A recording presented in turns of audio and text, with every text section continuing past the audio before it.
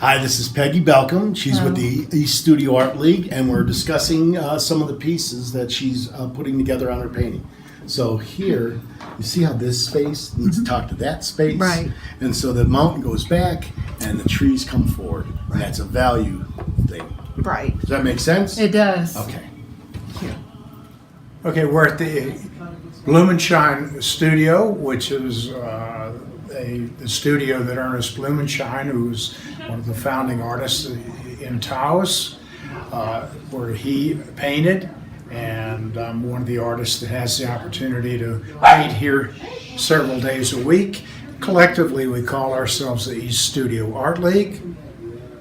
And today I have a painting. This is an oil painting I completed this morning. It is of a hen house from Dixon, which is a little village about 20 miles from here, a very picturesque little village, and that's why one lives in Taos. Taos is full of spectacular little villages and magnificent scenery that really has attracted artists from all over the world. This is another reason to be in Taos.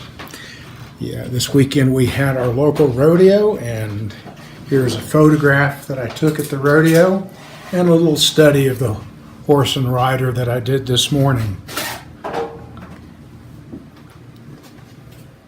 My name is Linda Hogue, and I've been painting here with Rich for about 4 years, and we call ourselves the East Studio Art League because it's really everybody's selling professionally, so we come together and get Rich's higher learning.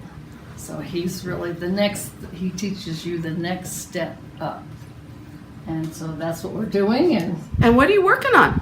Oh, these are poppies and roses from the Blumenshine garden paint. Yes. So you just, go around and give them a little bit of a pop to them.